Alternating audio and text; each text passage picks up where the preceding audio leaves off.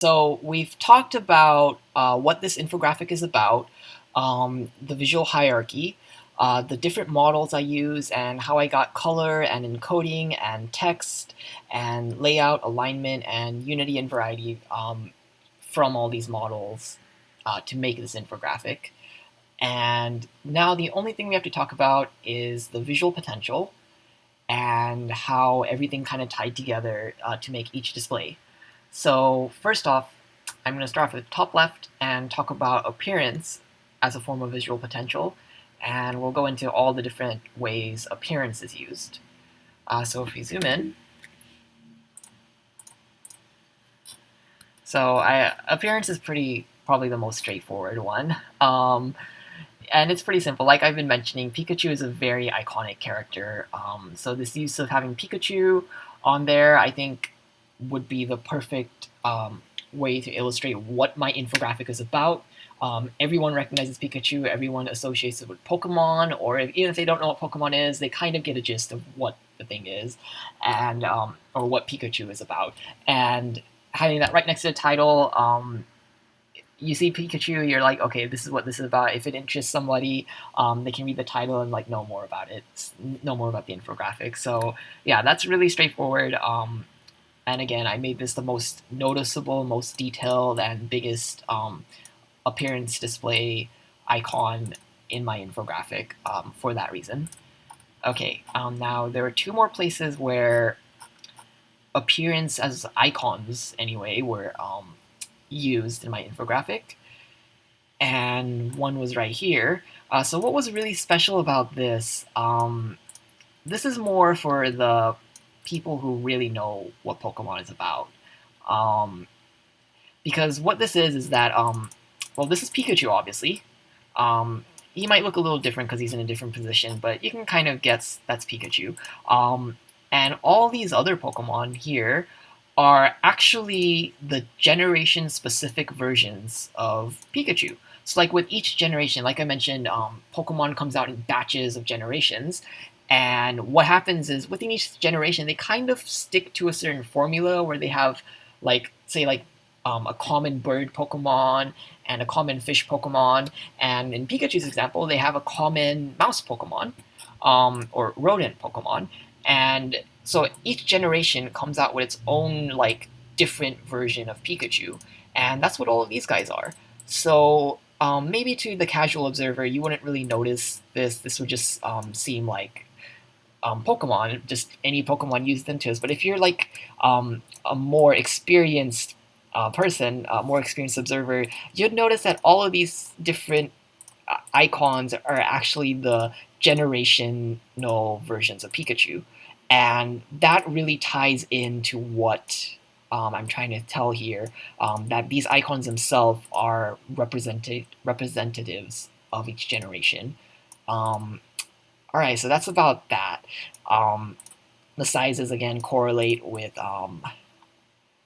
the amounts. That's pretty straightforward, but somehow, pretty coincidentally, the sizes also just happen to correlate with the actual sizes of these Pokemon. So, like, Pikachu actually is the tallest one, and then like this one actually is the shortest. So that was just a coincidence. But I thought that was pretty cool. Okay, last appearance display in the form of icons were all of these. I mentioned in the last video, these are all actually the mascots of each individual game. So like when you buy a game or the main series game, on the cover of the game, you'll see one of these Pokemon. Um, so that's a pretty straightforward association.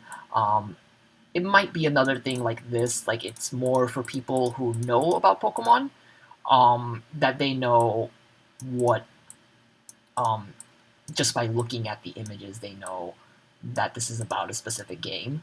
But again, for the people who don't know enough about Pokemon, I think they can still tell that these are different types of Pokemon, and maybe if they look a little bit closer, they can kind of see what it's about, like tie all the different pieces together that I've hinted throughout. Like, it says main series Pokemon games, and then it says red and green released for the Game Boy. So, okay, so this must be like, these two must represent the game red and green. Um, so yeah, that's pretty straightforward to. I'm gonna go to location potential now. And I do have two different types of location. This is my location um, display, but this one also utilizes location. And like I was saying, for the maps, I kept this common green color, which kept a unity between the different maps. I experimented with different colors. It kind of worked for this one, but it didn't work for this one as well. Um, but yeah, I'll go into that when I get here. But for now, this is another. It's a pretty straightforward one. It's a map of the Earth. Pretty much, you can kind of see. Um, well, you'll have to use the encoding to really understand what's going on. But I think, in general, like when I experimented with different colors here, I felt like the darker green had a more feeling of being like filled, as opposed to using pink or yellow or the light green, because those being kind of brighter colors felt a lot more like they were spaces, and the dark color felt a lot more like they were the filling. Um, so that's why I ended up using this dark green for the maps. And it's a little hard to see Japan, but Japan is also pink, and this little pink dot here kind of helps illustrate that a little bit more. And the pink just stands out much better from the two different shades of green than the yellow did, so that's why I used pink for Japan, depicting the origin and spread of Pokemon. Alright, um, let's see, I'll go to the relationship display now. Alright, so like I mentioned, this also utilized some location, but the main feature of this was relationship. And this was really hard to do. I think everyone probably struggled with the relationship display, and trying to stick with still the same theme of Pokemon games and the different generations. It was hard. I experimented with like those overlapping circles, but that was really it didn't look as good. It just seemed very empty because there wasn't enough information to fill it in. But anyway, so what I ended up with was showing each generation, each region that each generation of Pokemon games take place in. So how Pokemon works is like every generation, the first generation started off in Kanto, and then they made a new set of games that went to Johto, and then another set of games that went to Hoenn and Sinnoh, and so on. So that's what I'm trying to show is that how the different generation or the different regions interacted with each other. And I chose to do this by consoles as the main categorical tool right here. I didn't choose to do generations mainly because pretty much all of the regions would be different colored, and it just wouldn't seem to. It would just seem like there's too much variety. I feel like, and it wouldn't seem like I'm trying to illustrate something. I mean, everyone kind of knows that each region, in of itself, is part of its own generation. Um, so on this one, the encoding was different. It's not generational. It's by console. It also shows a lot of a different amount of information I wanted to show that you can't really find in most of the other infographic. You can kind of find consoles right here, but you can't find it anywhere else. So yeah, I used 3 different colors to encode which console it was on, Game Boy, DS, and 3DS. And Game Boy refers to all the different variations of Game Boy, so it is a little bit bigger of a topic. And then I used the different line techniques with like a straight line to represent the main series, and then the dotted lines to represent remakes. Okay, so this is probably where I should talk about the time display, because that will explain what the remakes are. So I'm going to go to that.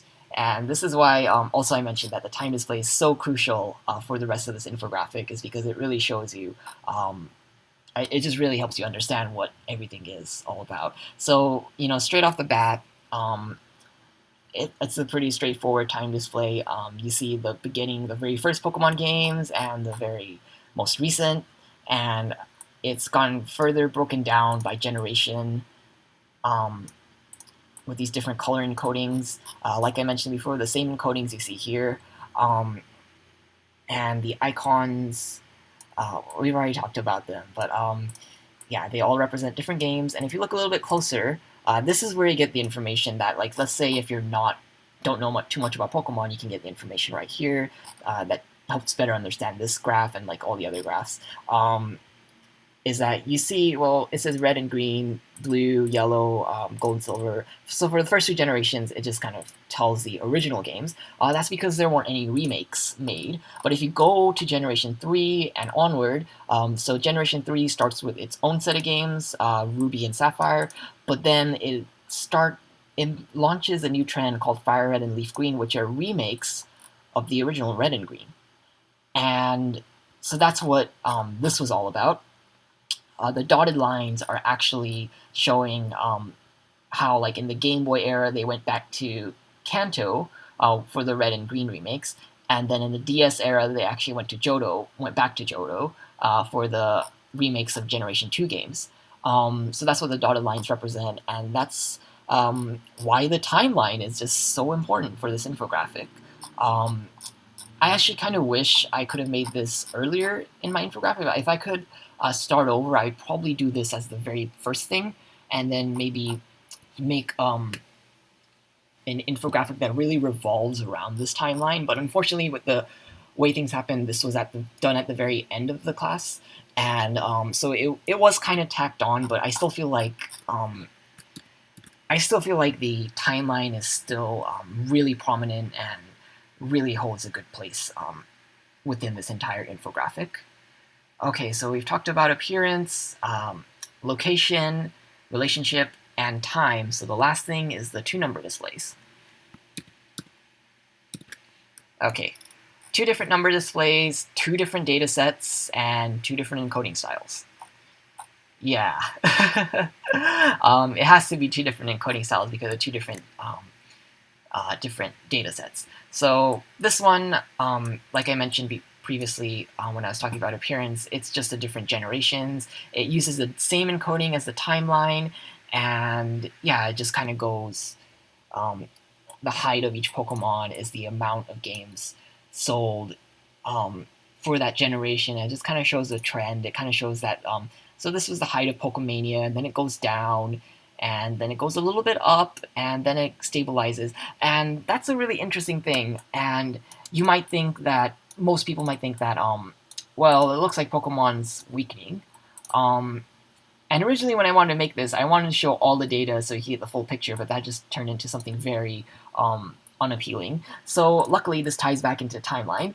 And when you look at these two last categories, especially this one, and you go to like Generation 6, well, first off, if you just from a glance, you see Generation 5 and Generation 6 only have two sets of games each, whereas like Generation 4 and Generation 3 had 1, 2, 3 sets of games each. So that's one thing that could possibly cause the difference between these two. Another thing is that Generation 5 is 3 years old. Some of the other generations, just by looking at the dates, some of the other generations are a little bit longer. Generation 4, for example, lasts from 2006 to 2010, so it's 4 years old.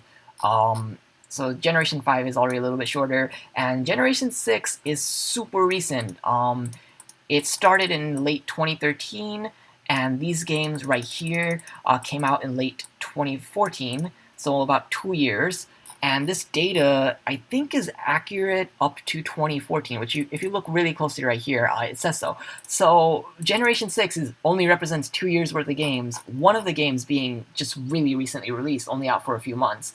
So we could predict that maybe Generation 6 could be even higher. Again, this infographic, you could ask so many different questions, and I talked a lot about it on my portfolio. You could ask the questions like, when do game sales reach their height? Is it within a couple of months of their release, or do you really see a huge difference within a year of their release?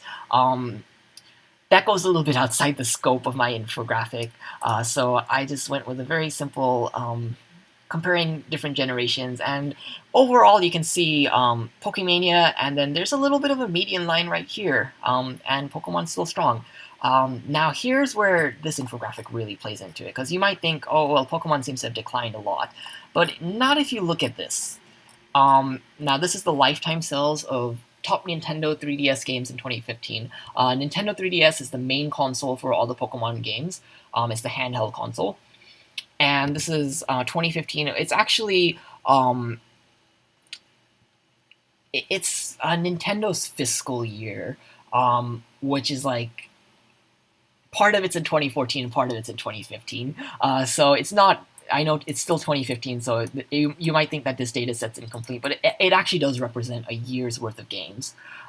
Just part of it's in 2014, and I just felt it would be weird to put like fiscal year 25, fiscal year 15 or something on here, so I put 2015 instead.